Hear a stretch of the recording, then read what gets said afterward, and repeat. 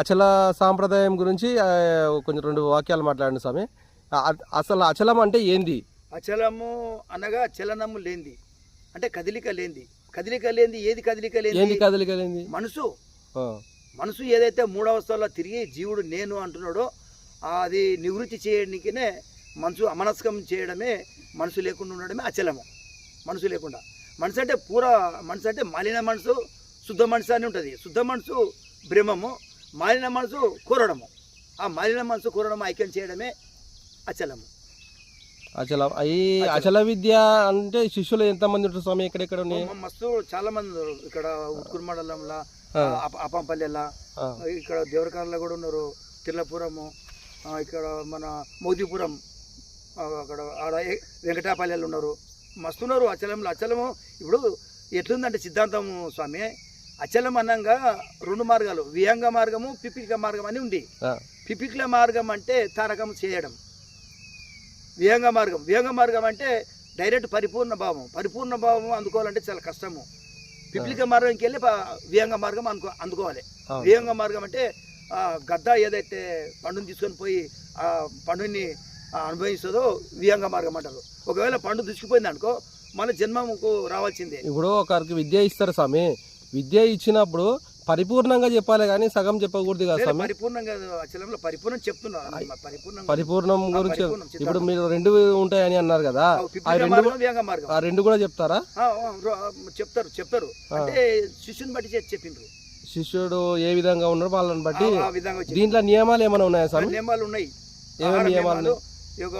మాంసం తినరాదు, మత్తు పదార్థము, నిజం మాట్లాడాలి, మనసు బుద్ధి చిత్తం అహంకారం అనేది ఏదైతే ఉందో దానిలకు త్రికరణ శుద్ధితోటి ఉండాలంటాడు. ఈ అచల విద్యను బోధించేటప్పుడు మీరు ఏ విధంగా వాళ్ళకు ఉపదేశం ఇస్తారు? ఏమేమి నియమాలు చెప్తారు? ఏ విధంగా ఉండాలని చెప్తారు మీరు? మేము ఏం చేస్తుంటే తనువు ధనము మనసు ప్రాణము మీరేం లేదు, మొత్తం గురువునికి అర్పణ చేయండి. మీరు ఇష్టం వచ్చినట్ల మనసుతోటి పరిపాలి విధాలకు వెళ్ళకండి. ఏదో మీకున్న వ్యవహారము, పెద్దలు సంపాదించే భూమో వ్యాపారం ఏదో ఉద్యోగం కాడ చేసుకోండి. అనవసరంగా అక్కడికి తిరగకుండా నీది గురు చెప్పింది తపస్సు చేసి ఆహార నియమాలు, మాంసం తినొద్దు, మత్తు పదార్థాలు, పానీలు, మన పాన్ పరాకులు ఇవన్నీ తినకూడదు అని నిషేధం చెప్తాము. నిషేధం అవన్నీ తినకుండా గురుమంత్రం తపస్సు చేసి, గురువుకు 4 సేవలు ఉన్నాయి స్వామి. 4 సేవలు: స్థాన సేవ, భావసేవ, అంగసేవ, ఆత్మసేవ. అంటే గురువుకు 4 సేవలు, ధర్మాలు 5 ధర్మాలు, 4 సేవలు చేస్తూ గురుని సేవ చేస్తేనే మీకు అనుభవం ఉంటుంది స్వామి. ఇప్పుడు ఒక విద్య ఇస్తున్నారు కదా, ఆ విద్యకు ప్రమాణం అంటూ ఒకటి ఉంటుంది కదా. ఈ మీరు ఇచ్చే అచల విద్యకు ప్రమాణం దేంట్లో ఉంది? ఉంది. దేంట్లో ఉంది స్వామి? అది గురుగీతలు ఉంది. గురుగీతల శ్లోకం గిట్లా ఉందా లేకుంటే? ఉంది. ఆ శ్లోకం ఉంటే ఇది ఒకటి చెప్పండి స్వామి. ఇప్పుడు ఏమంటాడు గురుగీతల? ఆసనం శయనం వస్త్రవాహన భూషణ సాధకేన గురు సంతోష కారణం. గురుని ఎవరైతే సంతోష పెడతారో వాడు ముక్తి చెందడాన్ని గురుగీతలు రాసిండ్రు. ఆసనం శయనం వస్త్రవాహన భూషణ సాధకేన గురు సంతోష కారణం అంటాడు. అంటే దీనికి అర్థమైంది స్వామి? ఆసనం అంటే గురువు మనకు ఇప్పుడు అన్ని దానాల కన్నా బ్రహ్మదానం గొప్పది అంటాడు. భూదానం కన్నా, అన్నదానం కన్నా, వస్త్రదానం కన్నా, స్త్రీదానం కన్నా, ఈ అన్ని దానాల కన్నా బ్రహ్మ విద్య గొప్పది. కాబట్టి ఆ బ్రహ్మ విద్య చెప్పి మీరు బ్రహ్మ విద్య అలాగా అంటున్నారు కదా, అచల విద్య గురించి అంటున్నారు స్వామి. అచల విద్య కూడా బ్రహ్మ విద్యనే. అచల విద్య కూడా బ్రహ్మ విద్య అంటారా? బ్రహ్మ విద్యనే. ఇప్పుడు అచలంలో ఒకే స్టెప్ ఉంటుందా, ఇంకా వేరే ఇంకేమైనా స్టెప్పులు ఉంటాయి స్వామి ఇచ్చేటప్పుడు, విద్య ఇచ్చేటప్పుడు? ఉంటుంది. తారకము మనస్కం పరిపూర్ణము, తారకము మనస్కము పరిపూర్ణం ఉంటుంది స్వామి. ఇప్పుడు విద్య ఇచ్చేటప్పుడు ఒకటేసారి చెప్పేస్తారా లేకుంటే స్టెప్ బై స్టెప్ చెప్పుడు? స్టెప్ బై చెప్తాం. 4 సార్లు చెప్తాం. 4 సార్లు అంటే ఫస్ట్ ఏది చెప్తారు స్వామి? ఫస్ట్ సాంఖ్యం చెప్తాం. సాంఖ్యం అంటే ఈ పంచభూతాలతో కూడుకున్న శరీరము. నువ్వు బ్రహ్మము, నీ శరీరం కావు బ్రహ్మము అని ఈ పంచభూతాల తత్వము ఎరిగించి ఒక ముద్ర చెప్తాము. రెండవది స్వామి చెన్ముఖ్య ముద్ర చెప్తాము. రెండవది షోడాసి మంత్రం అని 16 అక్షరాలతో కూడుకున్నది సూక్ష్మ శరీరం. షోడసాక్షి మంత్రం. షోడసాక్షరి మంత్రం 16 తోటి కూడుకున్నది. 16 అక్షరాలతో కూడుకున్నది షోడసాక్షరి మంత్రం చెప్తాము. ఆ మంత్రం సాధన చేస్తే మనసు నివృత్తి అవుతుంది. దాని ద్వారా మనిషి నివృత్తి అవుతుంది. నివృత్తి అవుతుంది సాధన చేసి. సోడాసి షోడసాక్షి నుంచి. సోడాసి. మూడవది స్వామి? మూడవది ద్వాదశి. ద్వాదశి. ద్వాదశి. ద్వాదశ ద్వాదశ. ద్వాదశి అంటే 12 అక్షరాలు. 12 అక్షరాలు ద్వాదశి అంటారు. ద్వాదశి. ద్వాదశి 12 అక్షరాలు చెప్తాము. అవసరం. దాన్ని బూచరి ముద్ర అని అంటాం. బూచరి. బూచరి. బూచరి ముద్ర. బూచరి ముద్ర అని చెప్తాము. ఇంకా లాస్ట్ చతురాక్షరి అంటే ఈ భూషరి ముద్ర అంటే దీంట్లో ఏది చెప్తారు స్వామి? ఇప్పుడు మూడో మంత్రంలో ఏది భూషరి ముద్రతోనా ఏమైనా మంత్రం చెప్తారా దానికి? మంత్రం 12 అక్షరాలతో 12 అక్షరాలతో మంత్రం ఉంటుంది. ద్వాదశి మంత్రం అంటున్నాం.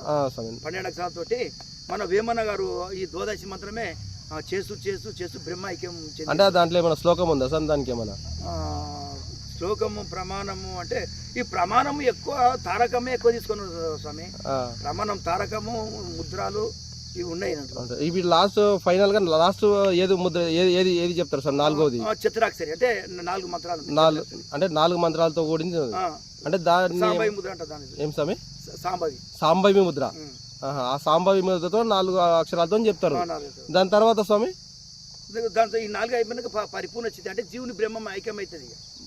అంటే శిష్యుడు కరెక్ట్ చేస్తూ గురు సేవ చేస్తూ మంత్రాలు తప చేస్తూ ఆహార నియమాలు పాటిస్తూ నేనే బ్రహ్మంని, నేను పరమాత్మని, నేనే గురు స్వరూపాన్ని, సర్వము నేనే, ఇది నేను జీవుని కాను అనే భావం అంతా ఆయనే ఉన్నాడు. అంత పరమాత్మని అన్ని ఆ భావంతో ఉండి ఎవరైతే ఉంటారో చేరుతారు పరమాత్మలో. అహం రహితం అహం బ్రహ్మాస్మి అని అవుతుంది. అహం బ్రహ్మాస్మి కూడా మళ్ళీ అక్కడ ఆగకూడదు. ఇక మళ్ళీ ఇంకా ముందరికి వెళ్ళిపోవాలి. అంటే ఇది సృష్టి శూన్యం, నేను శూన్యం అని అక్కడ ముందరికి పరిపూర్ణ స్థితికి వెళ్ళిపోవాలి. నేను బ్రహ్మం అన్న వారికి వస్తే కూడా మళ్ళీ జీవుడు మళ్ళా జన్మం ఎత్తే అవకాశం ఉంటుంది. అహం బ్రహ్మాస్మి కూడా రహితం చేయాలి. అదే చతురాక్షరి మంత్రం. చతురాక్షర మంత్రం. దీని తర్వాత పరిపూర్ణం. అదే చతురాక్షరే పరిపూర్ణం. చతురాక్షరే పరిపూర్ణం అవుతుంది. అహం బ్రహ్మాస్మి ఇది చతురాక్షరి ఏం లేదు. ఇప్పుడు ఈ విద్యకు భగవద్గీతలో ఇట్లా ఏమైనా ప్రమాణం ఉందా స్వామి? భగవద్గీత అంటే మేము పెద్ద ఎక్కువ చదువుకోలేదు స్వామి. చదివినాం అక్కడక్కడ చిన్న చిన్న శ్లోకాలు. భగవద్గీత ఎట్లుందంటే పరమాత్మను తెలుసుకో, నువ్వు పరమాత్మవు, నువ్వు బ్రహ్మము, ఆ బ్రహ్మం తెలుసుకుంటే చాలు నువ్వు పరిపూర్ణమవుతావని భగవద్గీతల ప్రమాణం ఉంది. అది టోటల్గా భగవంతుని తెలుసుకో, నీవు భగవంతుడవు, నువ్వు వేరే కాదు, నీవు బ్రహ్మము అని అది అక్కడ చెప్పిండు. లాస్ట్ 18వ అధ్యాయంలో కూడా స్వామీజీ మనకు 7 చక్రాలు అని అన్నారు కదా, 7 చక్రాలు ఎట్లా ఉంటాయి, అవి ఏమేం చేస్తాయి, దానికి సమాధానం చెప్పండి. ఇప్పుడు ఆధార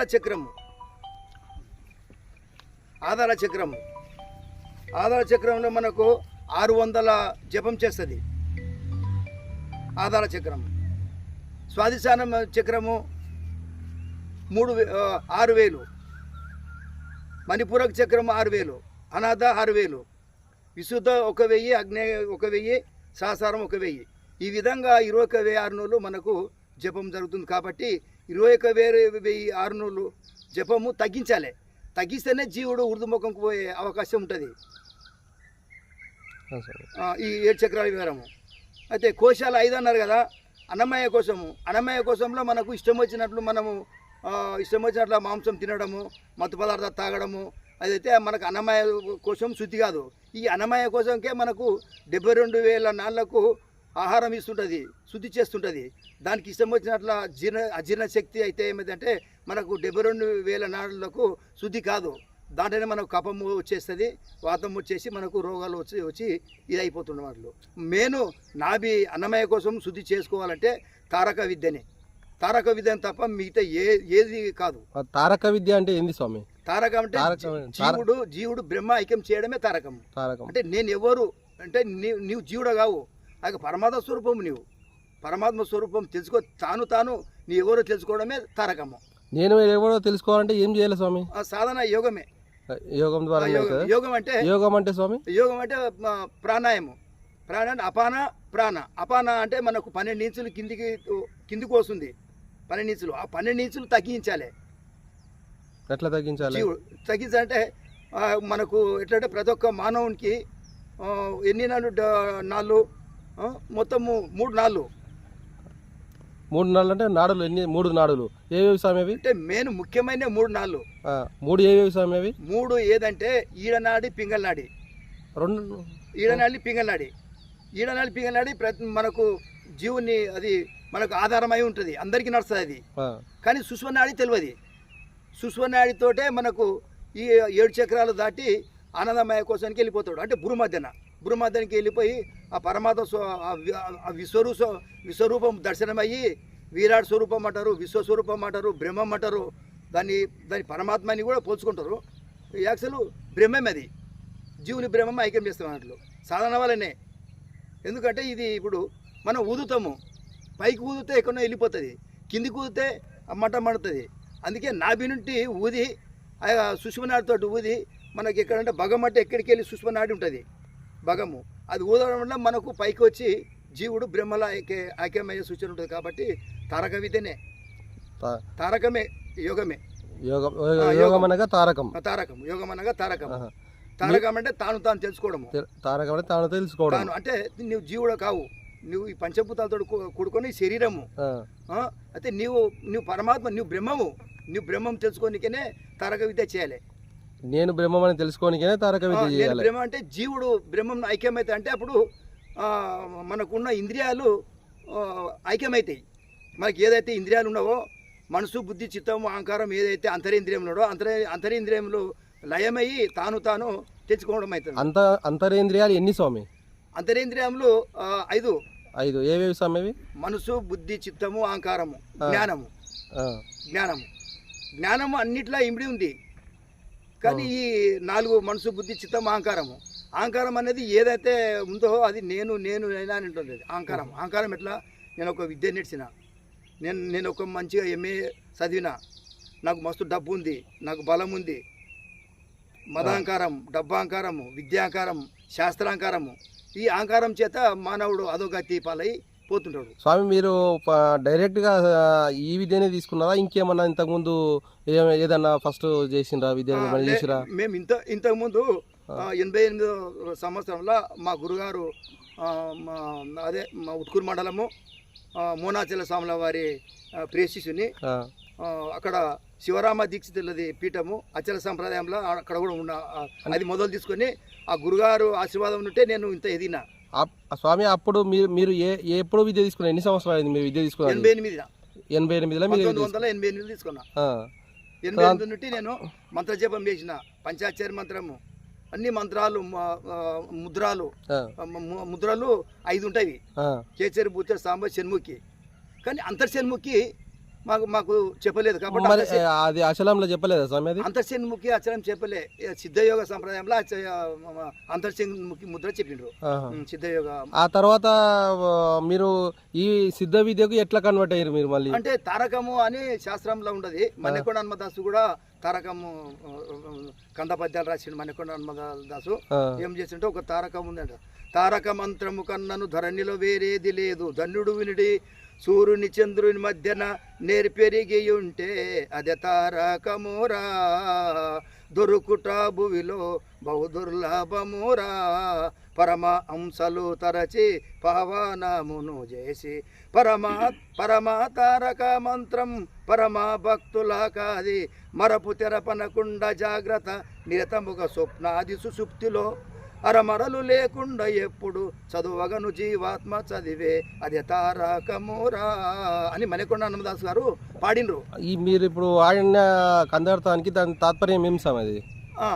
ఇప్పుడు తారకం అంటే చేయడము, తాను చేసుకోవడం. తారకం మంత్రం ధరణిలో అంటే ఎక్కడ దొరకడం చాలా దుర్లభము. అది చెప్పేది కూడా చాలా దుర్లభము. తారకం అని అందరం అంటాము, కానీ తారక విద్య చేసిన గురువుతోటే చేసుకోవాలి. ఎవరో టీవీలలో చూసి చేయడము తారకము, ఇక ఈ ముక్కు తిప్పి చేయడం ఇది చెప్పడం కాదు. ఒక గురువు తారక విద్య యోగం బాగా చేసిన గురువు దగ్గరనే మనం చేసుకొని తెలుసుకోవాలి. తారకం అంటే సూర్యుని చంద్రుడిని అంటే ఇది సూర్యుడు, ఇది చంద్రుడు. ఈ సూర్యుని చంద్రుడిని మధ్యన దానే సుష్మనాడి అంటారు, దానే యోగం అంటారు. సూర్యుని చంద్రుని మధ్యన నేర్పెరిగి ఉంటే, నేర్పెరిగి అంటే గురువు చెప్పిన మంత్రం నిరంతరము 21 నడుస్తుంది కదా, అది చేయంగా అపానవాయు తగ్గుతుంది. పరమాత్మకు 4 ఇంచులు, జీవునికి 12 ఇంచులు. 12 ఇంచులు తగ్గి 4 ఇంచులే ఉంటుంది.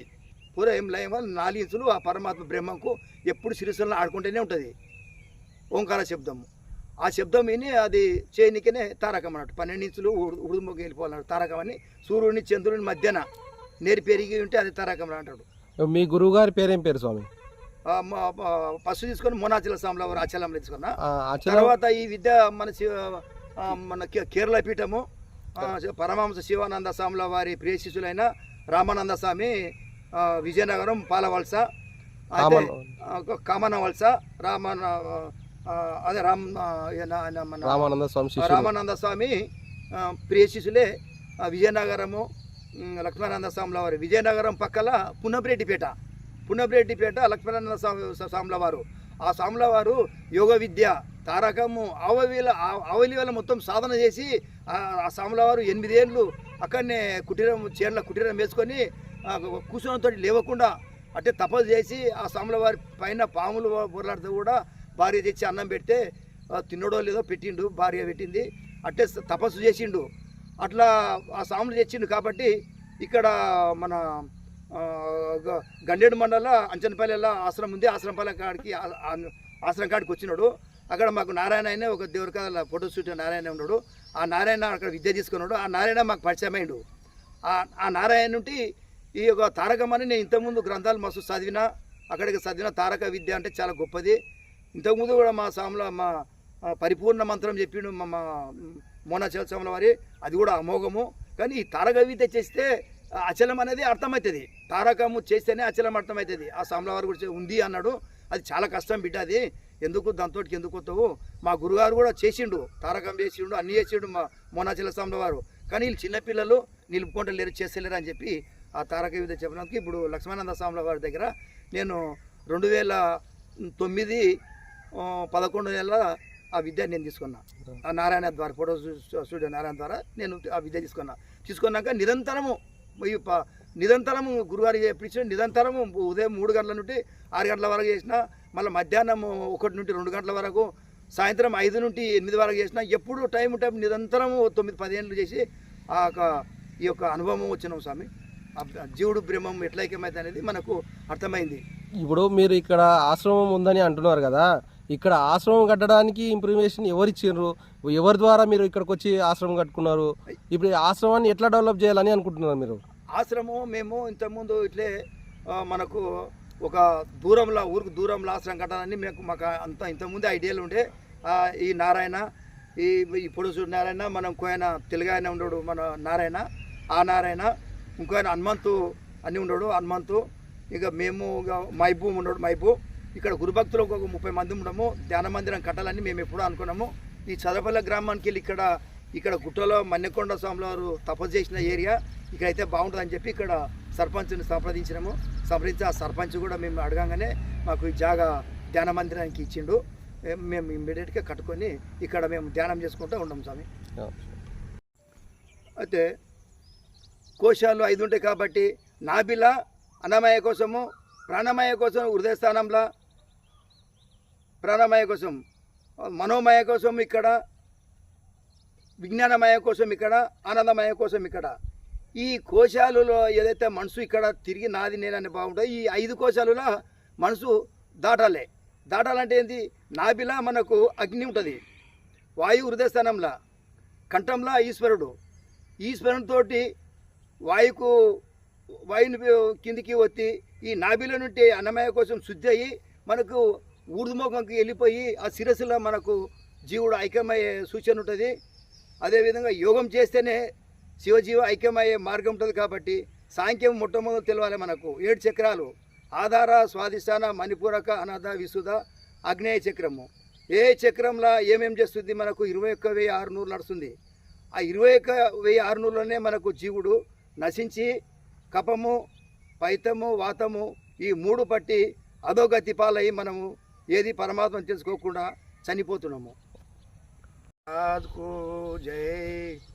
శ్రీధర శివరామ దీక్షప్ర మహారాజ్కు జై. పరమహంస శివానంద ప్రభు మహారాజ్కు జై. శ్రీ శ్రీ సిద్ధయోగ ధ్యాన మందిరము చదరపల్లి గ్రామంలో మేము శివానంద స్వాముల వారి శివజీవి ఐక్యము పొందడము డేటు 21 తారీఖు నాడు ఉంది. కాబట్టి అదే సందర్భంగా మేము 3 దినాలు ఇక్కడ ధ్యానము నిర్ణయించుకున్నాము. ఈ రోజుకు 3వ రోజు సమాప్తం అవుతుంది కాబట్టి ఇక్కడ ధ్యాన మందిరం చదరపల్లిలో ముఖ్యంగా మానవుడు జన్మరహితం కావాలంటే గురువులను చేరి ఆ యొక్క బ్రహ్మ విద్యని సాధన చేసి జన్మరహితం చేసుకోనికే మార్గము మనకు ఋషులు చెప్పినారు. సాంఖ్యము, తారకము, అమనస్కము, పరిపూర్ణము అని 4 విధాల బోధ చెప్పినారు. అంటే మనకు శరీరాలు కూడా 4 ఉంటాయి కాబట్టి మొట్టమొదలు మనము సాంఖ్యం తెలుసుకోవాలి. సాంఖ్యము అనగా మన మనసు ఎక్కడ ఉంటుంది అంటే హృదయస్థానంలో మనసు అంటే 3 అవస్థలకి వెళ్ళి మనసు తిరుగుతుంది. ఆ 3 అవస్థలు నిద్రావస్థ, స్వప్నావస్థ, జాగ్రత్త అవస్థ. ఈ 3 అవస్థల నేను నాది అనే భావంతో జననం మరణం జరుగుతుంది కాబట్టి ఈ 3 అవస్థలు దాటనికే ఋషులు తారక విద్య చెప్పిండ్రు. యోగము, తారకము, జపము, ఆజప గాయత్రి అని తారక మంత్రం చెప్పిండ్రు. అది సాధన చేసి మనము జీవుని బ్రహ్మం ఐక్యం చేయాలి. అంటే సాంఖ్యం అనగా మన శరీరంలో 3 గుణాలు, 3 అవస్థలు 4 కానీ అవస్థలు 5 కానీ 3 అవస్థల వరకు మనము సాధన చేయాలి. జాగ్రత్త అవస్థ దాటి తూర్య అవస్థలకు వెళ్ళిపోవాలి. జీవుని బ్రహ్మలో ఐక్యం చేయాలి. మన శరీరంలో 3 గుణాలు, 5 అవస్థలు, 5 కోశాలు, 7 చక్రాలు. ఇవి మొట్టమొదలు గురువు దగ్గర తెలుసుకొని, ఎందుకంటే మన మనసు ఎక్కడుంది, ఎక్కడ తీసుకుపోవాలనేది మనకు తెలియాలి కదా. సాంఖ్యం తెలిస్తేనే మనము సాధన చేయడానికి తెలుస్తుంది. ఎందుకంటే ఒక జాబ్ గురించి చదువుతాము, డాక్టర్ కానీ ఇంజనీరింగ్ కానీ ఏదో ఒక కోర్సు, అది ఏది చదివితే ఏ జాబ్ వస్తుంది అనేది మనకు తెలిసే మనం జాబ్ చేస్తాము. అందుకే మనం యోగం చేస్తున్నాము. ఎందుకు చేస్తున్నాము? మనకు మనసు ఏడు ఉంది, మన మనసుని ఎక్కడ తీసుకుపోవాలి అనేది సాంఖ్యం తెలవాలి. మొట్టమొదలు అంటే 5 అవస్థలు మనకు 5 అవస్థలు అంటే 5 అవస్థలు కోశాలు 5 అంటే అన్నమయ కోసము మనకు నాభిలో ఉంటుంది, ప్రాణమయ కోసము ఇక్కడ హృదయస్థానంలో, మనోమయ కోసము ఇక్కడ, విజ్ఞానమయ కోసం ఇక్కడ, ఆనందమయ కోసము గురు మధ్యన. ఈ 5 కోశాలలో